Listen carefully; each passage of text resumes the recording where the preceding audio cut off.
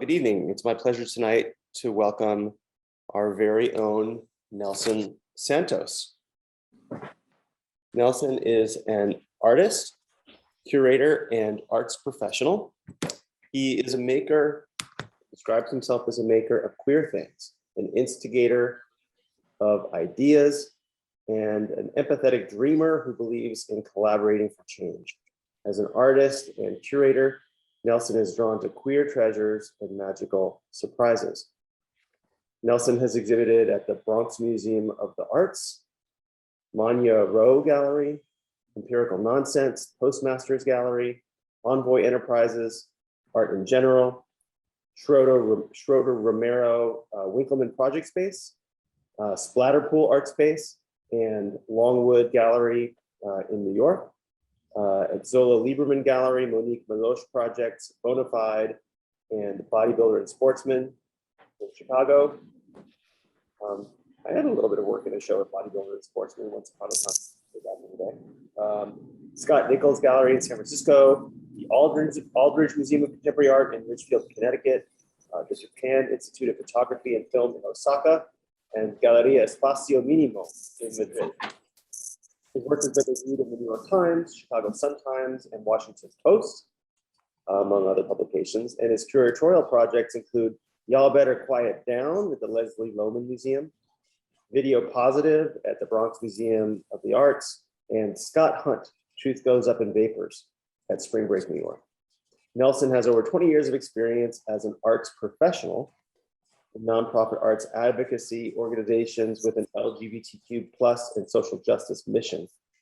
He's worked with hundreds of artists, activists, curators, and community groups to produce and present exhibitions, public programs, visual arts projects, and publications that embrace diverse cultural histories. He's an adjunct professor at Pratt Institute and board president at Queer Art. Before coming to SVA, Nelson to serve as an academic advisor in the MFA Fine Arts Department last year. Nelson was interim director of curatorial programs at the Leslie Lohman Museum, and prior to that, he was executive director of the organization Visual Aids. Nelson Santos received an MFA from the Art Institute of Chicago, the School of the Art Institute of Chicago. He completed the Artist in the Marketplace, AIM, or AIM program at the Bronx Museum, and was a queer art curatorial practice mentor, and he's knighted by the Imperial Court of New York. It's really a great pleasure to welcome Nelson Santos. Thank you. First off, I'm sure people always say this, but it's lovely to see faces instead of like full face, not just a half face. So thank you all. My art practice intertwines with my art professional work, like my curatorial practice, my educational practice, and my art professional work as like a consultant. So this might be a little bit different than some of the other presentations because I'm going to start with the presentation of my work, but I also want to share how my other practices kind of overlap and you know, run side by side with my own work. So I'm going to share my screen here.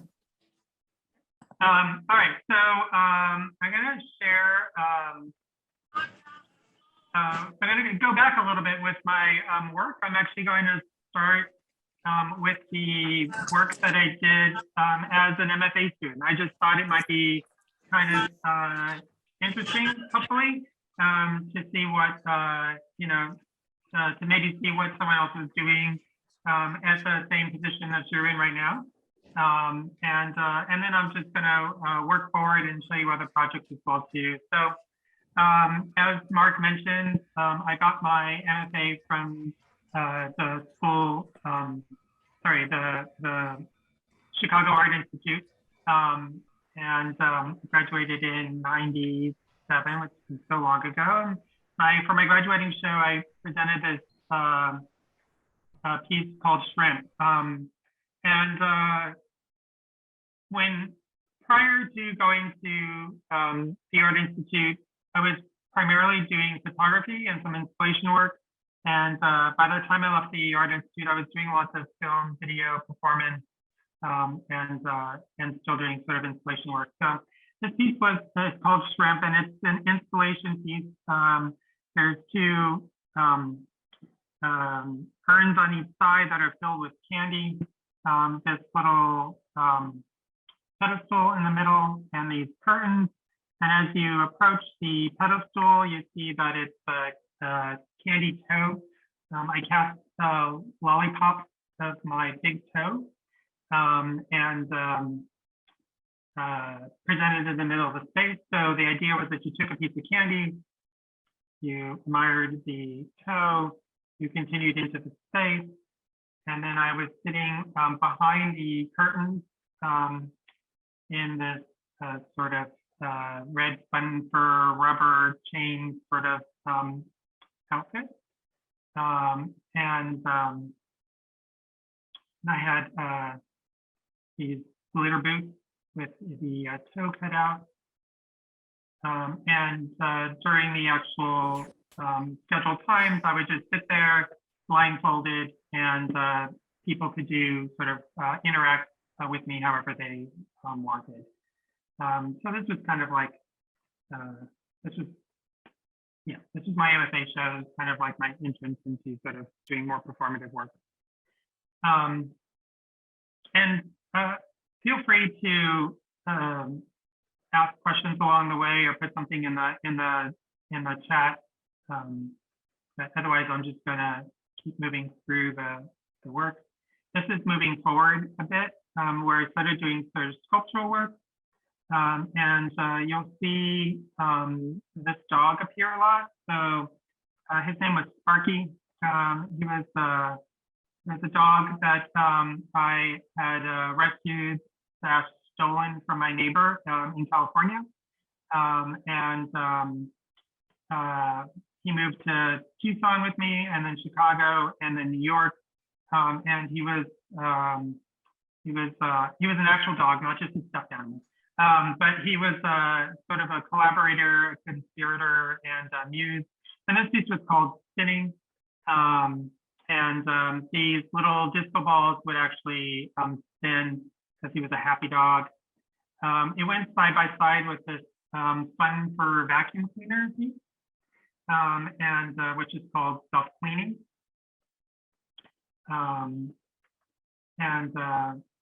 So in the artist statements, Mark mentioned that my work takes on a very sort of a queer approach, especially my earlier work. And I should just sort of maybe do a little trigger warning shout out that there, as I move forward, there are some like nude work or maybe a little bit more explicit, usually all with a very, what I think is a sense of humor. But if that's not your thing, then, feel free to turn away. But I started to do this series of photographs with my dog, Sparky, with disco balls. We wore similar outfits. They're actually dipsticks, so they should be seen side by side. Also, they're called Big Beautiful Balls. These are actually exercise balls that I covered in the silk flowers that were part of an installation. They went along with this urinal that I covered in silk flowers as well, and then bouquet that sat on top of a pink pedestal. And then all of this took place within a sort of an unconventional space. As Mark mentioned, I've shown at a fair amount of galleries, but I'm also really interested in site-specific spaces or unusual spaces, spaces where you don't necessarily expect to see work. So this was in Chicago, and it was in this older building where a curator had the opportunity to use the entire building for an exhibition. So I chose to put this flower urinal at the bottom of the stairs, and then outside of the window, I cast these concrete boots and legs and a water hose kind of peeking into the window. And speaking of peeking, I also did this performance piece for this gallery in, or it was a nonprofit space in Chicago called Randolph Street. And it was a benefit. So there were different performances. And as the performances were going on, I walked around the room in this sort of this jacket that's a piece of my pants for 25 cents or whatever donation, kind of just as a Easter bunny, Playboy bunny kind of thing. And if you made a donation, you could peek in my pants. In there was a video, which at the time was much bigger of a deal because there were these cell phones in everyone's pocket. I had to actually get a small monitor. And inside, because this was a springtime event, it was right around Easter. I had springtime things happening in my pants, like flowers blooming, butterflies flying, bunny rabbits hopping.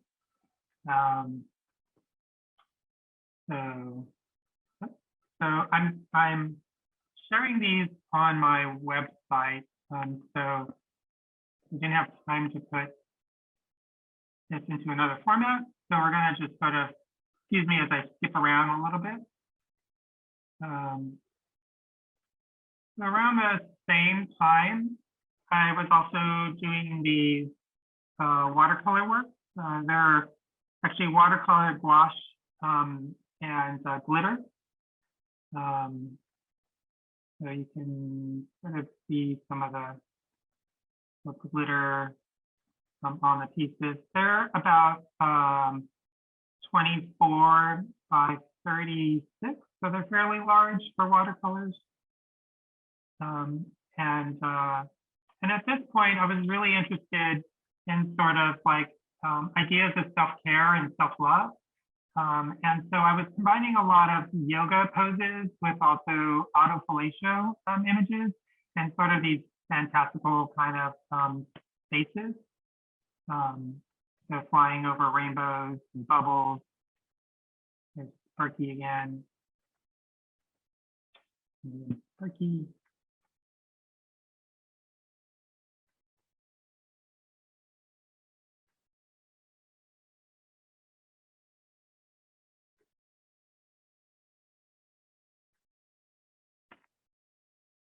And I did this series for a while, but the majority of them were for an exhibition that was here in New York at Watercolors. And so by now you've seen that my dog Sparky was an influential sort of like character in my work. And the other thing I should say, that my work often changed in part to, in part, like, you know, I use the medium that seems to best describe what I'm trying to get at, but also according to like what was available to me. So the watercolors started happening when I was back into like a New York apartment, and I only had like you know, my table to work at, and so my work had to get a little smaller. And so this series called the Sparky Project was kind of like it's both a curatorial project, a collection, and an artist project. And the Sparky Project started in 2004, and what it was is I started asking people to do portraits of Sparky, and they would give me the portraits. In exchange, they became lifetime members of the Sparky fan club, and they would receive Sparky memorabilia. They would get Sparky albums, Sparky stickers, and I'll go back through these images. I'm just getting to you would get a Sparky fan club VIP card, tattoos, buttons, etc. And then every year, on Sparky's birthday, you would get something else in the mail as well. And so, even though these are not works that I created, it's obviously sort of my project, and they vary in sizes. I had over 100 created works for the Sparky Project, and some of them were done in wire. Some are watercolors. There's photographs. There's a range of artists. There's a Derek Adams piece. I think there's a couple in here of names you guys might know.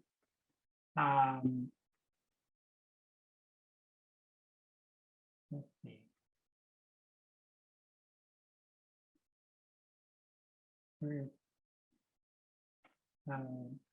Oh, well, there's a James Jackson. You might know him. Angela Dufresne.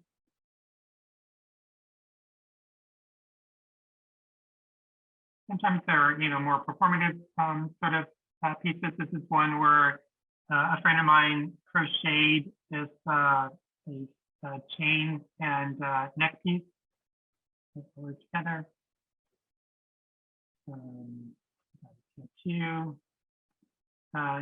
Here's another familiar name, probably William Pahida did a piece. I had some other friends who created an audio piece where you called in and they sang a song about Sparky.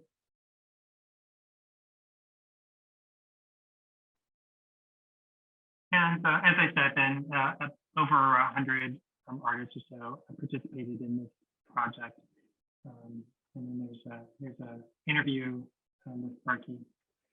So along those lines, my work overlaps between work that, more traditional work that I create, work that I curate, and work that are like sort of artist projects. So this is another piece that actually was created for a publication called On Curating, What You Don't Know About AIDS Could Fill a Museum. And I was asked to do sort of a visual essay on the idea of curating. And the artist, Nayland Blake, I don't know if you're familiar with his work, but he's a New York-based artist. He's an artist that I had worked with before while at Visual Aids. And I'll talk a little bit more about Visual Aids when I talk about my professional work. But he asked me what sort of projects had inspired me, which then created these design digital collage pieces that are both works that I created, projects that came out of Visual Aids and other projects, and then artist projects. So just for example, this image on top, Love Happened Here, was a sticker that the artist Nayland Blake created against these buttons from the LGBT archive. That was part of an exhibition that I did. This AIDS Ongoing Going On was a video projection done by Kay Rosen, which was a project for Visual Aids that then we photographed and then placed on top of another project that another artist member did, etc. So I'm really going to talk about all of them, but my work does go from both very personal work and then sort of more political based work. So when Trump was elected, for example, I created this middle piece out of a Donald Moffat piece that probably before most of your guys' time, but it was a piece about Ronald Reagan, and it said he killed me, and it was about the AIDS pandemic at the time, and I decided to do one with Trump. Sometimes I take logos like the H&M logo or the Uniqlo logo or the Adidas logo, and play with those as a design feature. When the Taylor Swift album came out in 1989, I sort of altered it by putting AIDS-related events that happened in 1989, such as Robert Mapplethorpe dies in March 9th, 1989. ACT UP disrupts trading on Wall Street that year, etc. So now we'll go back to some of the more traditional kind of work, but I was kind of leading into the way that queer history and queer activism influences my work as well. So in 2019, I did this neon piece called Power to the People. And it was based on this photograph of Marsha P. Johnson. I'm not sure if anyone is familiar with Marsha P. Johnson, but Marsha P. Johnson was a trans activist and one of the original activists that was at Stonewall. So there's, if you know your queer history, there's a certain amount of like debate of like when she was there and how much she was there or whatnot. But she was an early trans activist who was kind of a little bit left aside in the movement, even though she was a really huge part of the movement. And so in 2019, that was the 50th anniversary of Stonewall, which is considered sort of the modern LGBTQ movement, the start of the movement, sorry. So I wanted to sort of honor her in a way. And so I took this from this image of Marsha P. Johnson, who is protesting outside of NYU Bellevue Hospital about the treatment of gay and homeless people.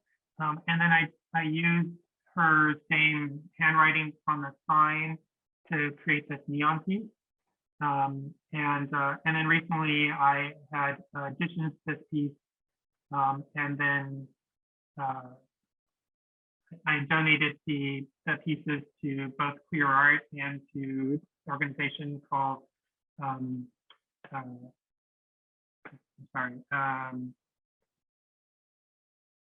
it's on here, good. Art for Black Lives. It's an organization that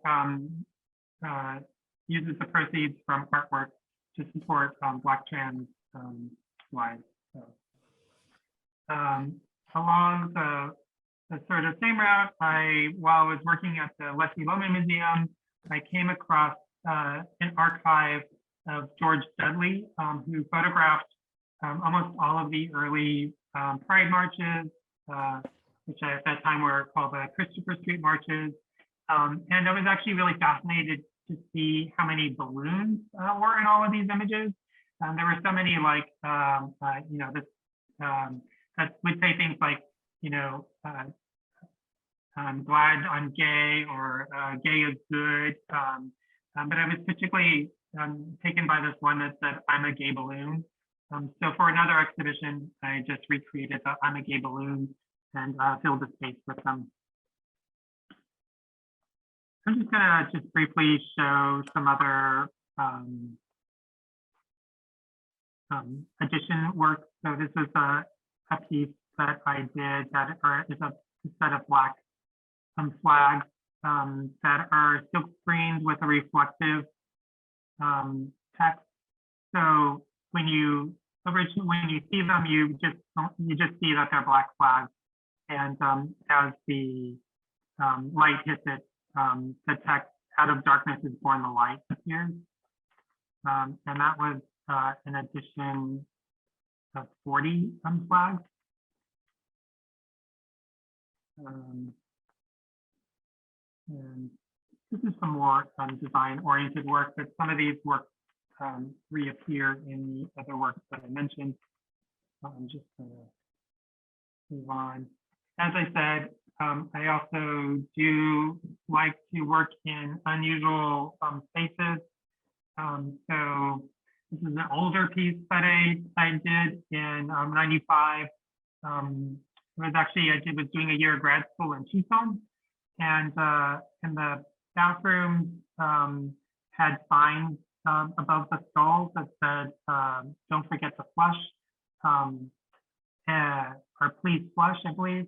But they had these really, it was a very sort of homophobic environment. I was only there in a school for a year. So I decided to add additional signs to the bathroom. So I said things like, "Please keep your hands to yourself. Please keep your eyes from wandering. Please shake well. Please walls up for your protection. Out of sight, out of mind." Sure.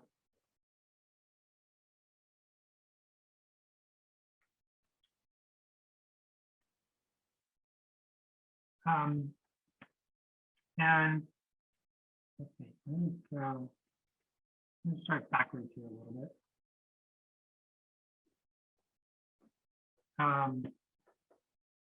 So when I was also very influenced by, my work is also very influenced by music.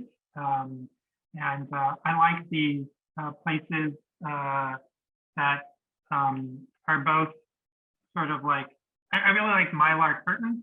I like the way they're both sort of like very campy and cheap and simple, but that they also have this like, sort of special quality. It's like, it's the background for your prom. It's like whatever party event.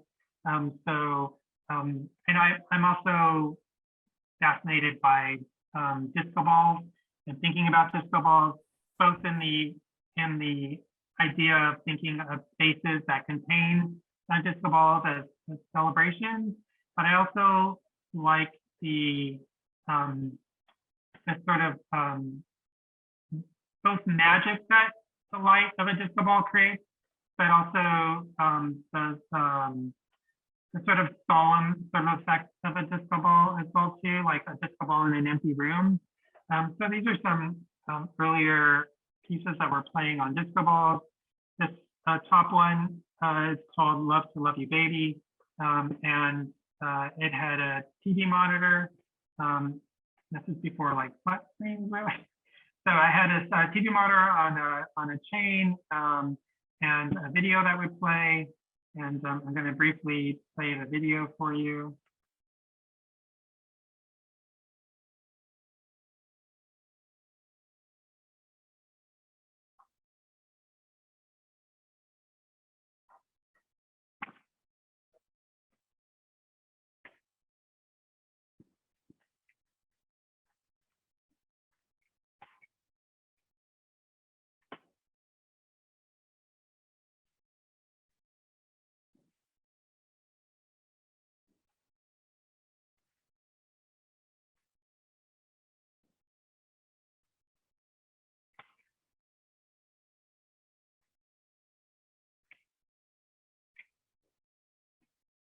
So as you can see, it goes on for about 4 minutes, 3 minutes.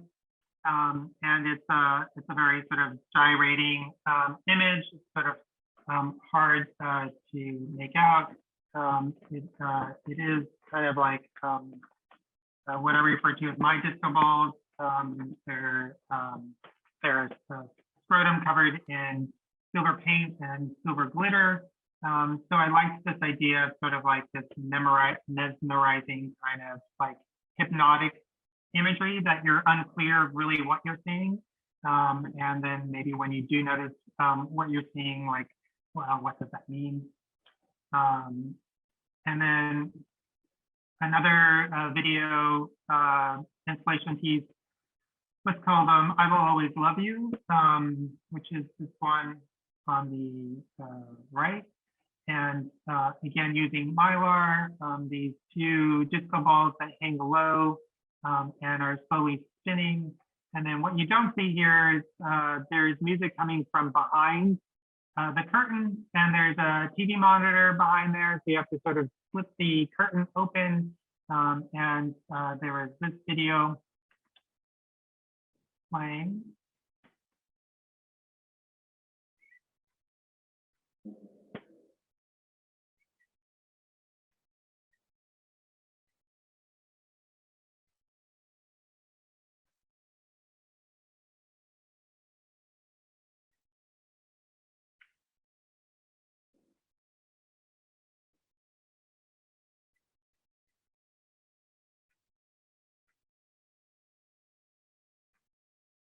So again,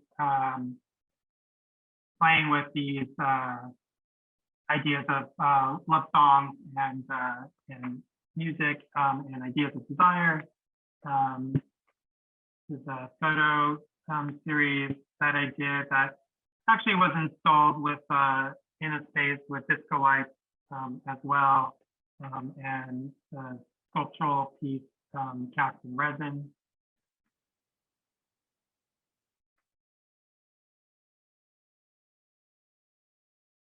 So this piece that I showed you, the Love to Love You Baby with the Donna Summer song, was also then reinstalled at a show at Imperial Nonsense. It's in the Lower East Side in New York. And they have this small little space that is actually just a doorway with stairs that go down that they use as a project space. And they asked me if I wanted to do a piece in there. And this was, you know, I forget the year this is.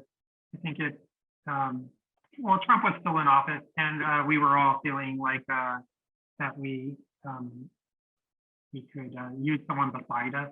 So I decided to do this slowly turning disco ball within this really small space. Sort of like a party you couldn't really get into. And I used a text from another Donna Summer song that says, I need you by me, beside me, to guide me. And then within this space, there was a large projection of the other video piece. And then a couple years or maybe a year after that, for another exhibition, someone wanted me to recreate that piece, but it was in a different space. It was like in a fuller gallery space.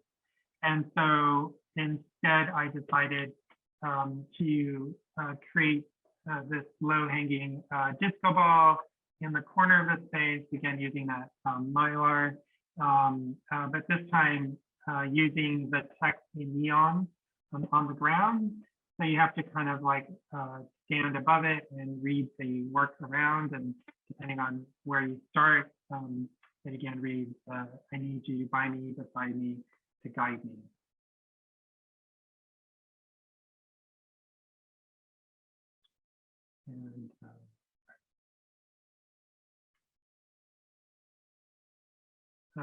And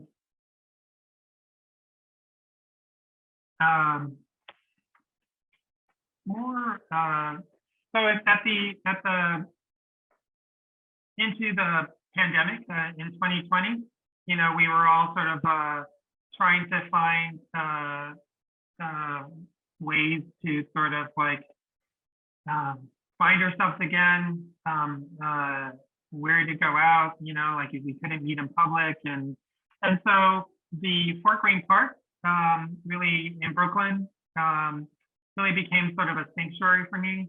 I have another dog now named Tim, and so I would take him to the park, and I decided that I started to want to put little treasures in the park. So I started making my own leaves and using different materials. This is like a holographic tape. This is a beaded, a wire and beaded leaves. These are some more before I put them up in the park. Again, using different materials. And then I would just hang these all in Fort Greene Park itself. And it was kind of like my own residency. I didn't really necessarily tell anyone, but because I was in the park all the time, I would meet people or see people. And sometimes it was really fun when somebody who I didn't know would be walking by one of those and we'd be like, oh my God, you know, have you seen this this leaf? So it was just like creating little jewels to sort of try to bring a little joy during the pandemic.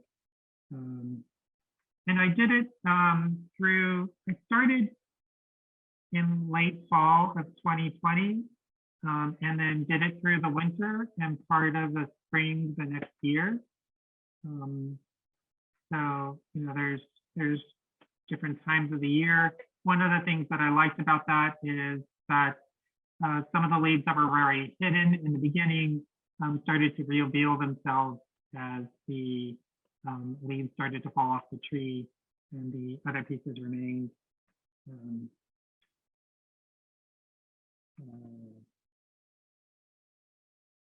Now I'm going to move on to talking a little bit about the other work that I do. So as Mark mentioned, you know, I also, I'm a curator, I'm an organizer. I also was the executive director of a nonprofit organization called Visual AIDS, which promotes HIV and AIDS awareness of the visual arts, assists artists living with HIV/AIDS. And there I had the opportunity to work with hundreds of artists and curators to organize exhibitions. You know, some exhibitions that I curated, but a lot of exhibitions that I worked with guest curators, and as an organization we produced. We also did publications, we did artist projects, and other projects. So I just quickly just kind of share some projects, installations, and exhibitions that curated, like this one, for example, or that I was involved in at the Leslie Lemon Museum. I also helped curate several shows. Just briefly, this is an installation shot of You All Better Quiet Down, which was both at the Leslie Lemon Museum and a space called the Bureau of General Services Queer Division, which is a bookstore and art space at the LGBT Center. And I created this space, this exhibition, in part into reaction of an exhibition that they were doing called Art After Stonewall. Art After Stonewall was looking at 20 years of artwork that came after the Stonewall movement. And I felt like that the show was very white and very disoriented, and the Black trans movement is a very vital part of the trans movement. So I created an exhibition that featured younger trans and artists of color. Exhibition that I curated of one artist at Spring Break. I'm just going to go through these fairly quickly to get a sense of some of the exhibitions that I was involved with. Here's the one, Blake.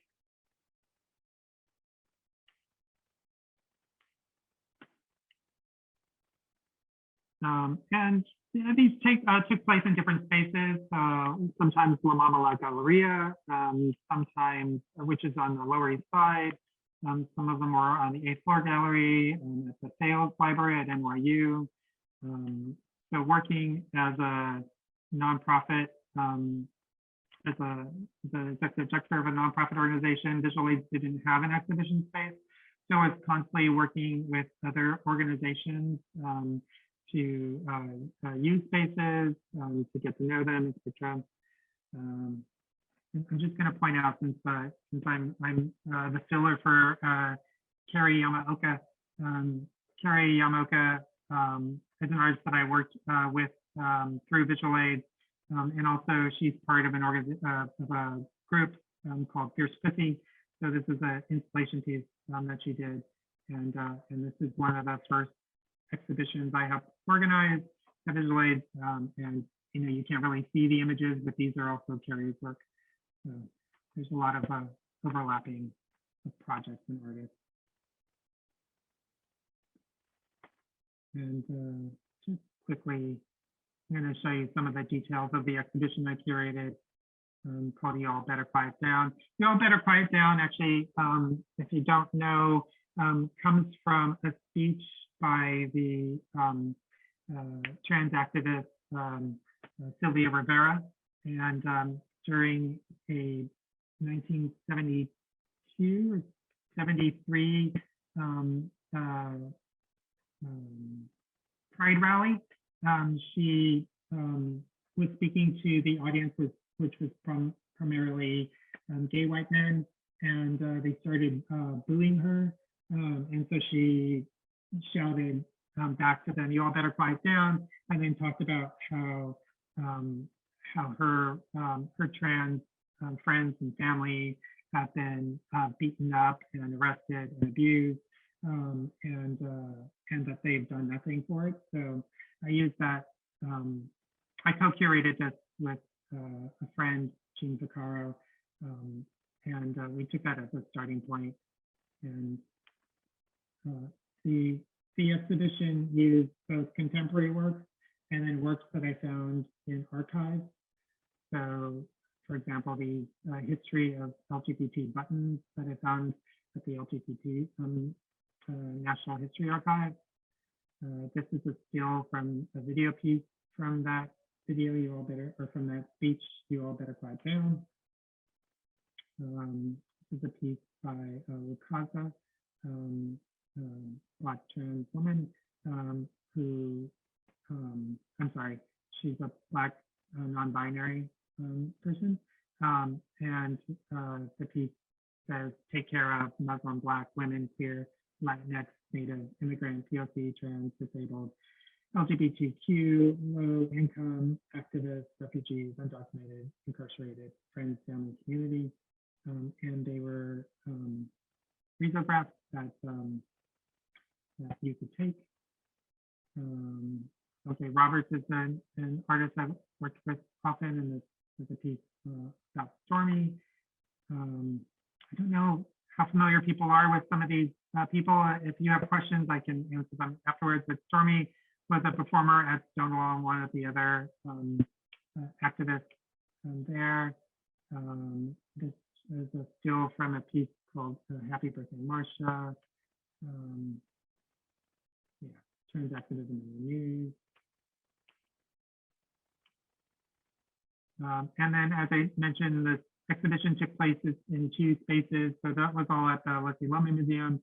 And then these are works that took place at the same time at the LGBT Center, at the Bureau of General Services Queer Division.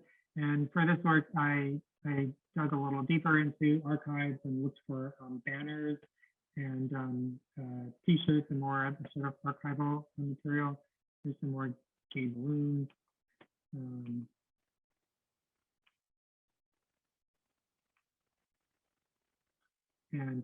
And digging into the archives of George Dudley for early photographs from Pride marches. That's my co-conspirator. This actually happened at the same time that I was a curatorial mentor at Queer Art, and Jean was my my mentee.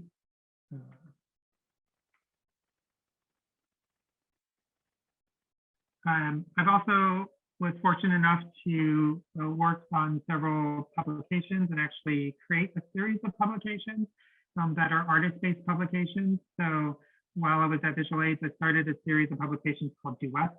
The idea of Duets was to have two artists, or an artist and an activist or writer or curator in conversation, both about their art practice, but also about AIDS activism or contemporary AIDS ideas. Also, the publications came in two sets. So one of them was two artists or two individuals in conversation speaking about each other's work. The other version was two people speaking about someone who's no longer with us, someone who passed away of HIV/AIDS. So one example is Keila Beja speaking to Julie Tolentino. Another sort of version of that is the artist Neil Blake speaking to the artist performer Justin Vivian Bond about the artist Jerome Chaya. I also had the opportunity to publish some monographs of artists who didn't have the opportunity to have monographs while they were living. So we created monographs to make sure their history survives. Here's another version with the artist Annie Sprinkle and then Cuevas, Wayne Raincheck and Dean Sterico speaking about Nicholas Farage. I don't know if any of these names are familiar to you guys. Happy to tell you more. This was the first step that I did, which is Che Gossett, who's a trans activist, and Alice O'Malley, who was really good friends with Chloe Zabello, who was also a trans activist and HIV activist, and an amazing artist who kept all of her artwork a secret and really didn't know about all of her amazing drawings until after she passed away.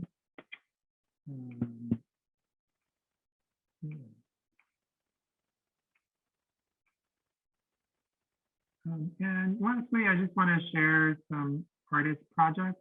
So I really enjoy collaborating with other artists, both in specific things like the Sparky Project, where I ask artists to do projects directly with me, but sometimes I ask artists to do projects for other organizations like Visual Aids.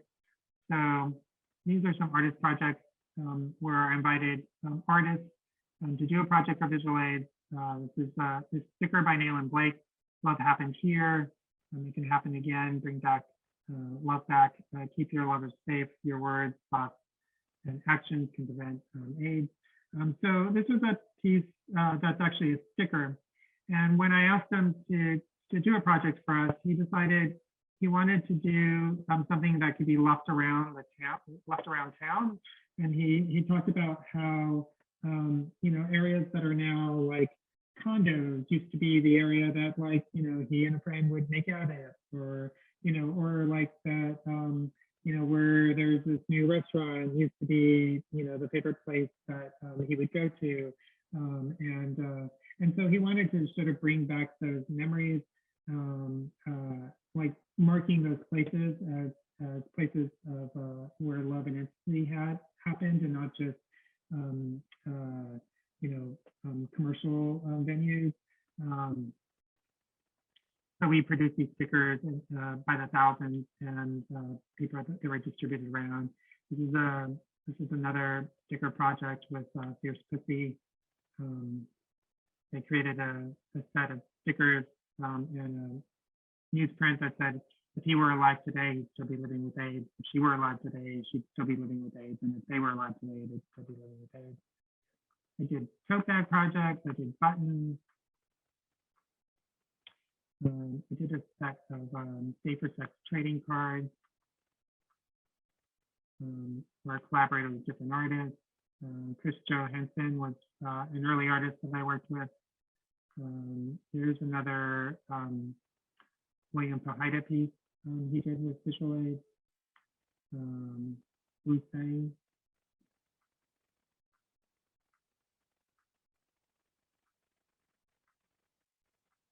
And these were all sort of both AIDS awareness projects. They were also contained, you know, like condoms and lubes and other projects. And I worked with like different, I worked with like a doctor or like the house and ball community to figure out like what would be useful for them to sort of design these projects. And then again, I know this is a sort of a different approach than others, but I just wanted to lastly show just some other art-related projects that I launched or initiated when I was at Visual Aids, and some projects that I did outside of that. For example, this project called Love Positive Women was a project that I initiated with the Fire Island Artist Residency, a group here in New York called Dudonné, that is a paper making mill or paper making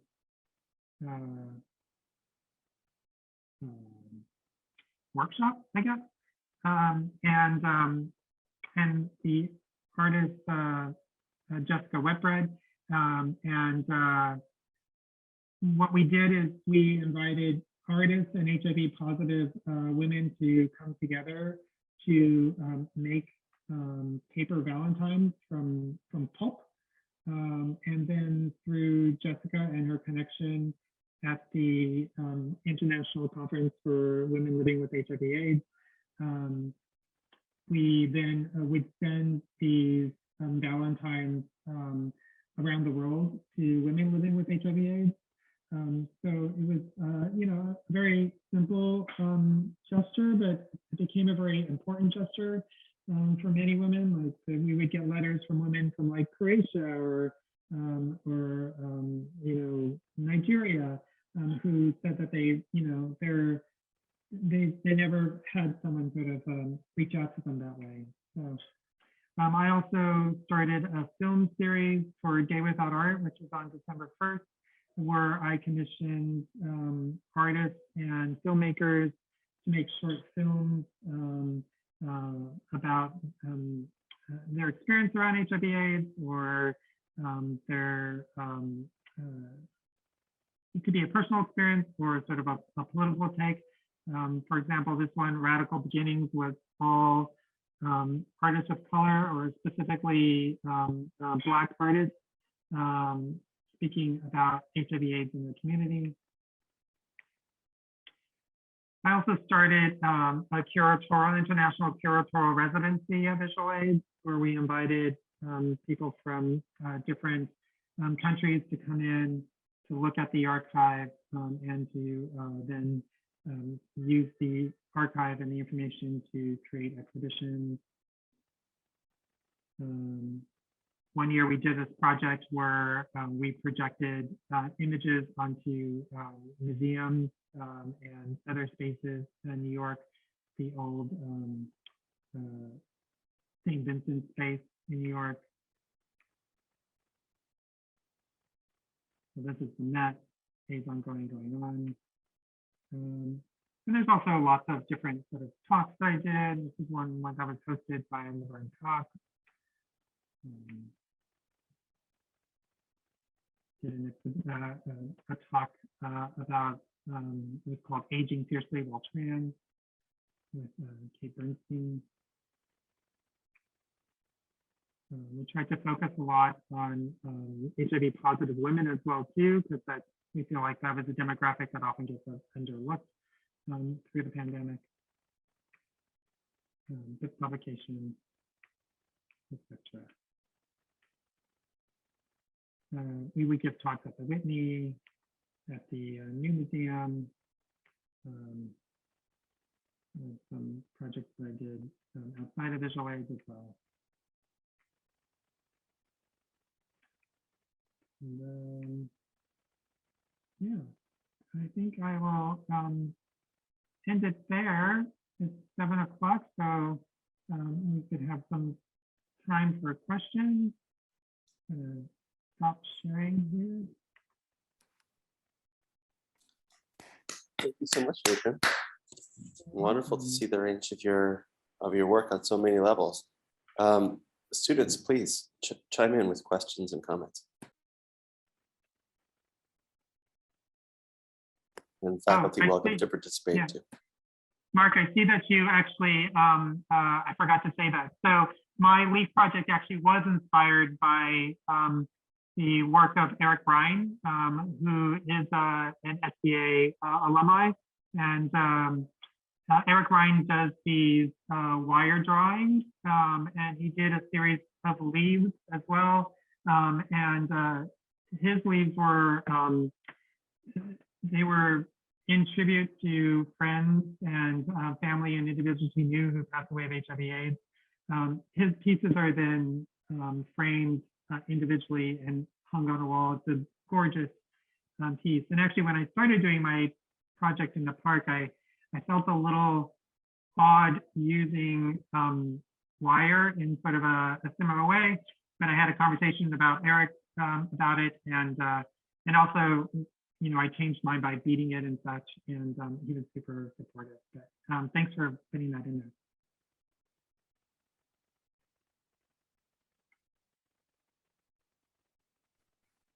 Hi, Nelson. Thanks for the presentation. It was great. I reacted a lot to just the captivating imagery of all the different artists and the design. It was really, really great.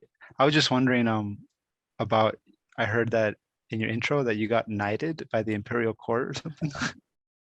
Yeah, so I don't know if anyone knows A Knight of 1,000 Gowns, but the Imperial Court of New York would do this big night where it's like, it's a big drag ball, and yeah, they would select different people in the community to sort of like to honor them. And that year they chose me and actually my coworker at Visual Aid. And so we were both knighted for the work we did in the community. And I don't know if anyone knows or doesn't know the Imperial Court of New York. It's a very old school drag. It's not very RuPaul. It's a little sort of like older school drag than that. And the year I got knighted actually was, it was actually before RuPaul started to air. But the night we were there were no one's gonna care. The night I was there, the three finalists from the first episode of RuPaul Drag Race were like performing. And I had no idea who they were because it hadn't aired yet, but it was exciting. So. Thank you.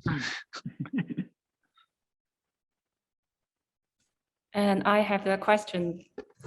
I like your theme about love and focus on the work about love. And I have the similar theme. I'm making the work about love too, but your love found your community, and that's close to life. So I want to ask how your love work come out, how the theme come out is because of the community or because you have love and you want to express the love and find the community. How it come out? Yeah, thank you. Yeah, you know, it's changed a lot, really. Like in the beginning, my work was about these ideas of desire and sort of like our wanting to be in love and wanting to like have that, you know, that sort of like perfect relationship, or just like wanting to be wanted.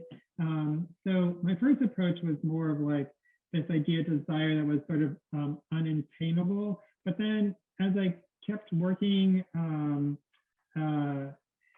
personal things, you know, change in your life, and like I sort of extending those ideas to like love within a community, and like the different ideas of, especially within like activist communities that are very sort of, you know, very united communities, and they're, you know, they're can be radical and very you know, angry about what's going on, but they really, what holds it all together is love. I also like, I think of unconditional love a lot, and how lucky we are to have like the love of pets as well. And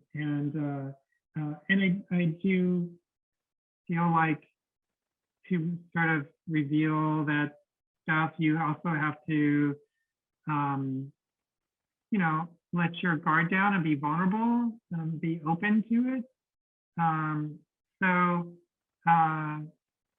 Yeah, I'm not sure if this is answering your question or not, but I feel like it's very much like a personal journey, and seeing, you know, how much love you give out and how much love you get back in, and hopefully that reflects. And often it reflects.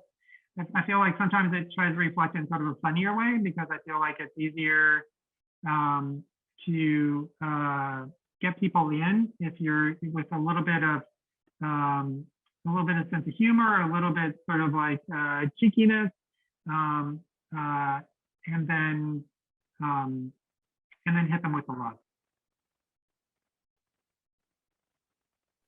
Notice that in your work, the cheekiness, humor, and, you know, cute, lovable dogs. And it did seem to me that you were using those.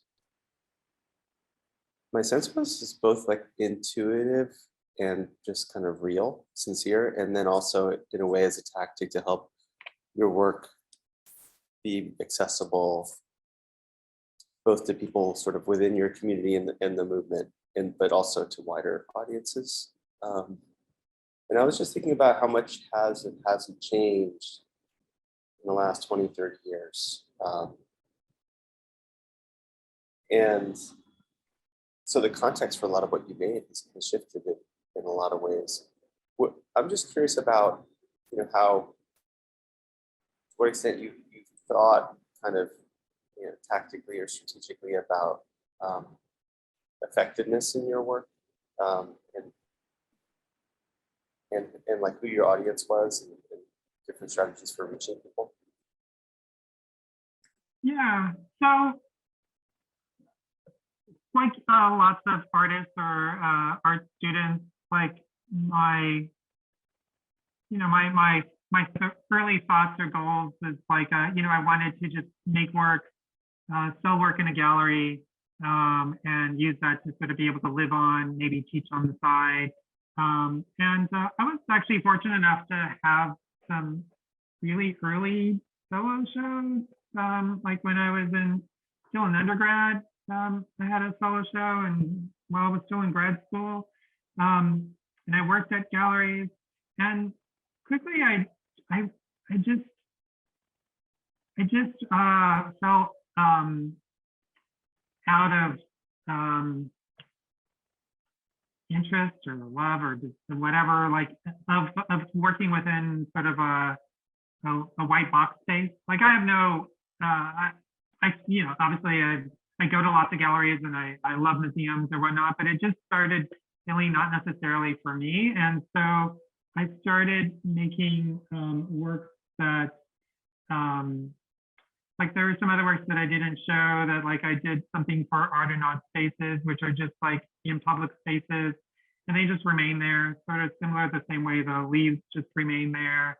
Lots of the work I do, sometimes I will send off or give to a friend, or, you know, sometimes we trade or whatnot. So I think that the way I started thinking about work shifted a lot. It also shifted a lot out of grad school. The Art Institute is very critique heavy, very conceptual based. And working at Visual Aids, we're Visual Aids, again, it's a nonprofit organization that supports artists living with HIV/AIDS, but the definition of artist is very open, right? So there are the well-known artists in the archive, your Keith Haring and your David Wojnarowicz, and you know, Martin Long and Robert Mapplethorpe. But there's also artists who aren't well known, or didn't go to art school or whatnot. But as I have conversations with these people, like like a Fred Weston or Joyce McDonald, you know, they talked about making the work to survive. Like that's how that they needed the work. You know, that the work is what led them to thrive and move forward. And like that, it was just an essential part of their life. And I'm not saying that they weren't interested in being in a gallery or whatnot. I'm, you know, like everyone likes that recognition, but it was an understanding that there was more to it than just sort of making work and putting it on the wall and having someone else sort of like come by. It was about like, you know, that sense of community, but also just like for me, it's also just like making artwork a surprise, making it like something that you come across somewhere else, and which also then, to me, the most interesting thing about being an artist and thinking as an artist or working as an artist is thinking as an artist, and that's like looking at something in a different way. And so I like to be able to look at something in a different way beyond just what's on a gallery wall. You know, so like when you see something in a park that you didn't expect there, and you're like, what is that? And then you maybe start to look at other things that way as well too. I feel like I started answering and I sort of shifted a little bit, but yeah, I don't know if that. Thank you. You did answer my question and more. A question from the chat I'll read. Amazing work. Question. Throughout your experience while working forward, did you find yourself behind key holders or perhaps gatekeepers when trying to organize in this community? And then a follow-up question is, who is your current role model today? Thank you for your work. Thank you. Thanks for the question. Let's see. I'm not sure I completely understand the first part of the question. Finding yourself. Basically, I think like gatekeepers, like, and you know, or people like who were like, did you have to circumvent or overcome certain people who were holding the key to doors that through which you needed to pass? I think. Sure. Yeah. I mean, I think, you know, maybe all artists are faced with sort of these sort of challenges, especially like trying to get into a space or whatnot. You know, it's very competitive. Also, you know, as a queer artist, it seems a lot easier to be a queer artist now. You know, obviously every generation there's different moves forward or whatnot, but I feel like when I was making earlier work in the 90s or so, you know, the making some of the type of queer work that I was doing was maybe not as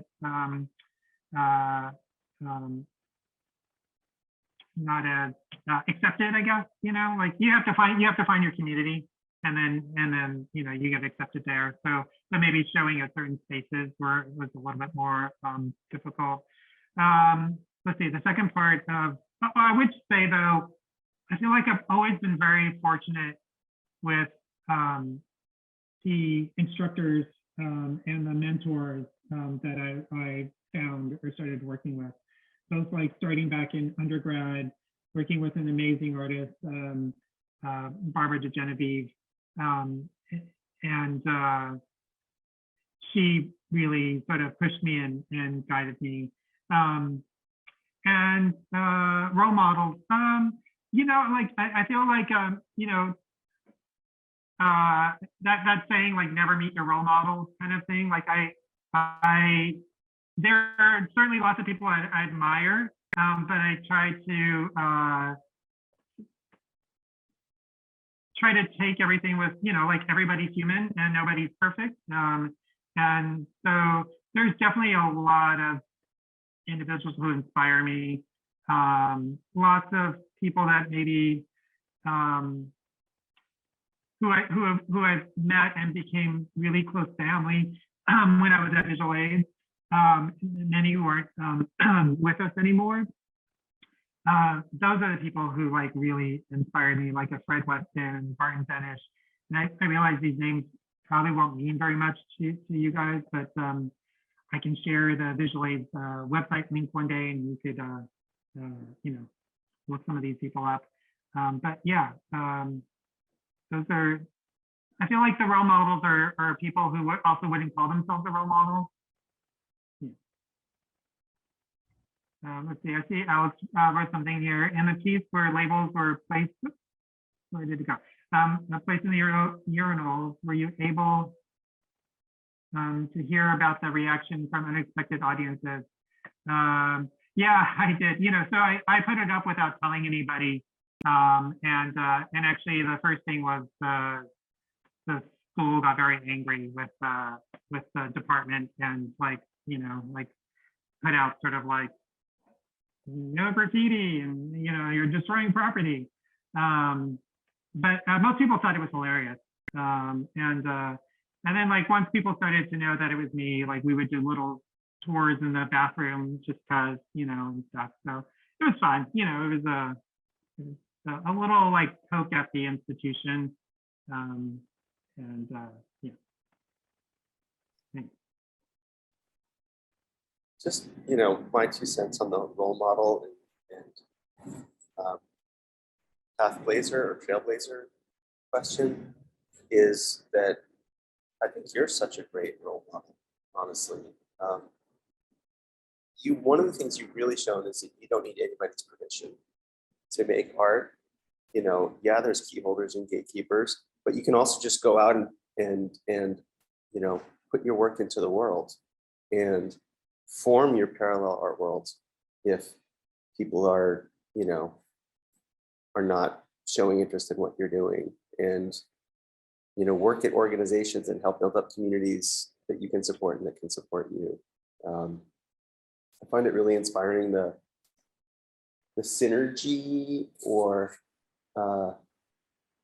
resonance between, you know, the art you make on your own, you know, for yourself and for others, but then also the way you curate and work as an arts organizer and administrator in organizations, in work that is, you know, not as straightforwardly, you know, making stuff, but more, you know, supporting. But they seem to really, you know, enmesh and fold in together in, you know, in a really beautiful way. Thank you. I appreciate that.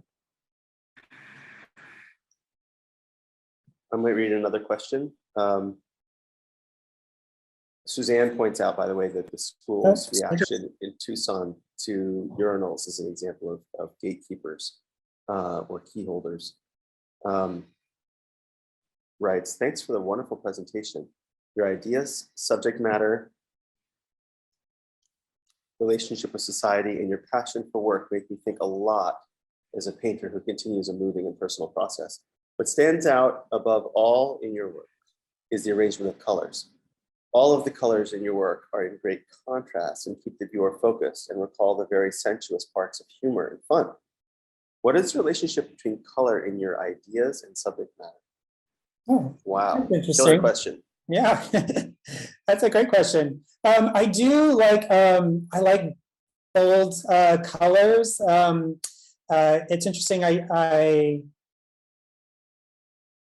you know, color isn't necessarily like the first thing that I think of when I'm making a work, but definitely like with certain pieces, the choice of color is really important, you know, like the, you know, from like the very first piece of Shrimp where the entire room was red, you know, I wanted to use red for like all of those sort of associations to like love and passion, etc.